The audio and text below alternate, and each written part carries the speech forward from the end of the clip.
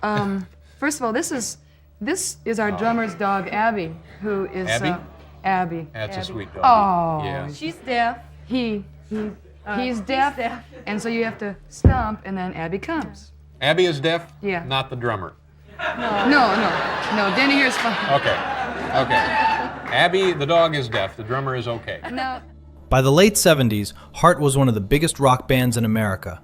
Little Queen, Magazine, Dog and Butterfly, Barracuda, the song that still opens nearly every Heart show, the riff every kid with a guitar tried to learn, and the one still showing up in movies and commercials almost 50 years later. That riff has probably earned more screen time than most actors. One of the 4 people who wrote Barracuda is named Michael DeRosier. He played drums on every Heart album that mattered. He helped build that sound from the ground up. Right now, he's touring in a band called Heart by Heart. It's a tribute act.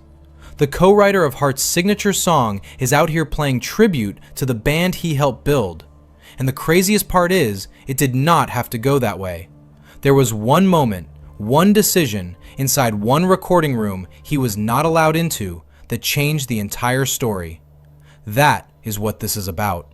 Edmonds, Washington, 1975. Mike DeRosier is 23 years old, playing drums at his parents' house, when word starts moving around that a band up in Vancouver needs somebody behind the kit. He goes to see them, and what he finds that night, the musicianship, the sound, the level they were reaching for, is above every other group playing clubs around Seattle. Not close, not even in the same zip code. They are called Heart.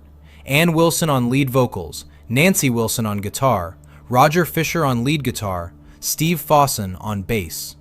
They are halfway through recording their debut album, Dreamboat Annie, cycling through session drummers and quickly running out of time. The audition happens at Mike's house.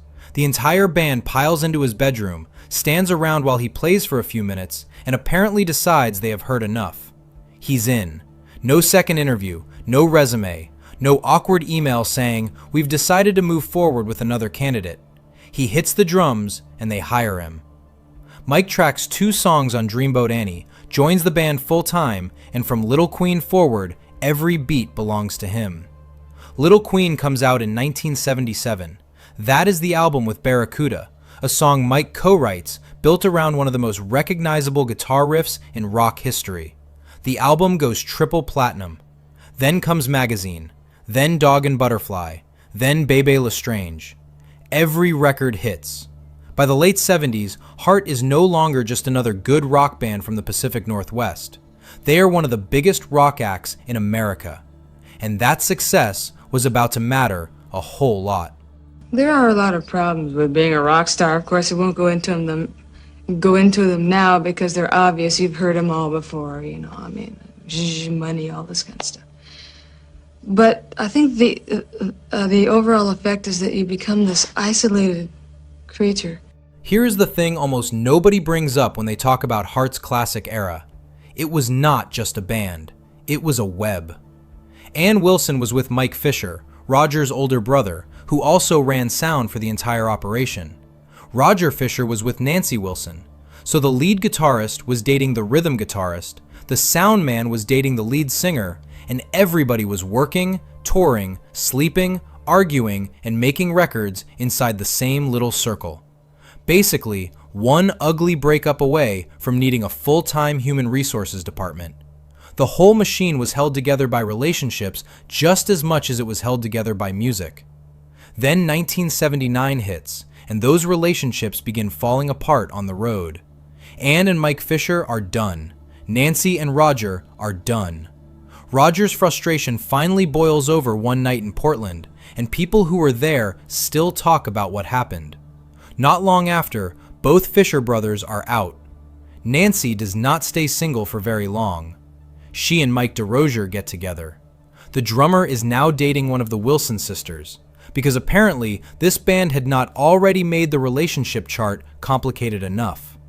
Remember that, because what happens inside a recording studio 3 years later makes a whole lot more sense once you know exactly who is involved going in. About the band Heart, it's gone through some changes. The fellas that you started out with are now back there on the trail with Zane Grey and Tom Mix and a few others. And you have new companions with you now in the band? No, actually, the band is the same. We haven't replaced anyone. We're just minus a member. Just made the band a little smaller and more, you know, I think more fatless, just more vital. There's some personality things that were getting in our way. We had some romances within the group, which I think has proven to be kind of a dangerous thing at best. And, you know, it's just playing with fire, frankly. And so that kind of fell apart, and so we made that adjustment. Heart keeps moving. 5 members now. Ann, Nancy, Howard Leese, Steve Fossen, and Mike DeRosier. They don't have to see the headline to know. Roger Fisher has left the group. From now on, Hart will be a 5-some. Ann and Nancy with Howard Leese, an all-around musician who contributes arrangements for the songs. He plays guitar and keyboards. Michael DeRosier, drummer and the group perfectionist. And bass guitarist Steve Fossen, the group's senior partner. He's the only remaining member of the original Hart. Well, I think for a long time everyone knew that it wasn't working. It just mainly manifested itself in Roger not contributing to the music very much. So finally, we just all mutually decided that it was the best thing. And I wouldn't say it was a surprise, but like with the terminating of any relationship, when the reality of it hits you, it really hits you. Bebe Lestrange lands in 1980, goes gold, and from the outside, the machine still looks like it is working. Then they begin work on Private Audition. Jimmy Iovine is brought in to produce. At this point, Iovine is coming off records with Tom Petty, Stevie Nicks, and Dire Straits. This is not some random guy wandering into the control room with a clipboard. He knows what a finished song is supposed to sound like. But before the recording gets heavy, he is gone. Scheduling problems, creative differences, whatever was holding the arrangement together falls apart. Ann and Nancy take over production themselves. Just the two of them. No outside producer, no neutral voice, and almost no meaningful input from the rest of the band. Then look at the actual Private Audition credits. Steve Fossen plays bass on only 5 of the 10 tracks. Mike DeRosier plays drums on 8. And on the tracks where they are missing, session musicians have quietly been brought in to fill the spaces. Nobody announces it. Nobody sits Mike down and explains what is happening. He discovers it by reading the liner notes. Nothing says valued band member like learning you have been replaced from the back of your own album. That was not an oversight, and when the record was finally finished, the message became impossible to miss. At the end of the Private Audition sessions, Mike DeRosier and Steve Fossen are cut from Hart. Denny Carmassi comes in on drums. Mark Andes takes over on bass. Hart enters the studio with the new lineup and records Passion Works. Then the numbers arrive. Private Audition does not go gold. It does not go platinum. It becomes the first Hart album to miss both marks. Passion Works follows and does the same thing. 2 albums, 2 altered lineups, 2 commercial failures. Turns out changing the rhythm section does not automatically fix songs that were never ready. Mike had already said the material was not there. The records confirmed it. But by the time everybody else could see he had been right, Mike was already gone. There formed this grand canyon between the men in the band and the women in the band. Plus, there was jealousies because the attention was always focused on the two of us, because I guess we're just the most obvious thing to focus on. And the love relationships were breaking up. Yeah, so it was a triple, quadruple whammy. 3 years after cutting Mike DeRosier and Steve Fossen loose, Hart signs with Capitol Records and begins a comeback almost nobody saw coming. But this is a different operation now.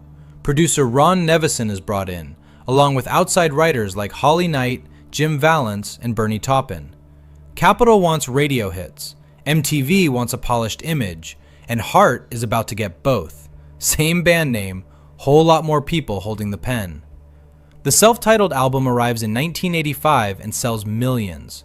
What About Love? Never. These Dreams? Nothing at all. 4 top 10 singles, Ann and Nancy on magazine covers, and Hart suddenly becomes one of the biggest acts on the planet all over again. Then Bad Animals follows in 1987 with Alone, Hart's biggest single yet, and the comeback gets even larger. The band Mike entered through a bedroom audition in Edmonds is now selling records at a level none of them could have imagined back in 1975. But Mike is not there. None of those comeback songs belong to him. He does not play a note on either album. Hart keeps the name, keeps touring, and keeps earning from the classic catalog Mike helped create. Mike still receives whatever royalties his original writing and performance credits legally provide, but he has no control over the Hart name, no place in the new lineup, and no voice in how the band's history is presented. He helped build the house, then somebody changed the locks and told him to check the mailbox for paperwork. I don't think Ann likes the idea of being in a band or knows even what it means to be in a band, to tell you the truth. She just doesn't look at things the same way that for whatever reason, I don't know if it's ego or if it's insecurity or what. I don't know if it was in the back of her mind that she just sort of thought that, I don't know if she was more destined to be somebody like Elton John or something. Mike later said he received a going away payment. That was it. He puts another band together, plays clubs, gives drum lessons. Steve Fossen follows a similar road, continuing to perform while the group they helped build becomes an arena act without them. 20 years pass like that. No full reunion, no major reconciliation. Just two musicians watching the name they helped make famous keep moving without them. Then, in 2013, the Rock and Roll Hall of Fame calls. Hart is going in. And the hall is not only inducting Ann and Nancy, it recognizes the 6 members tied to Hart's classic rise. Ann Wilson, Nancy Wilson, Roger Fisher, Howard Leese, Steve Fossen, and Mike DeRosier. 30 years of distance, and suddenly everybody has to stand together for photographs. Mike flies to Los Angeles. After more than 3 decades apart, the classic lineup walks onto the same stage and performs together for the first time since the early 80s. They launch into Crazy on You. Roger Fisher is back on lead guitar. Steve Fossen is back on bass. Howard Leese is there. Mike is behind the drums, driving the song with the same force that helped put Hart on the map in the first place. And the room comes apart. For one song, the original Machine is alive again. Then comes Barracuda. Mike co-wrote it. Mike created the original drum part. His name has been attached to that song since 1977, and it is arguably the track most closely connected to the lineup being honored that night. But Mike does not play it. The classic rhythm section steps away.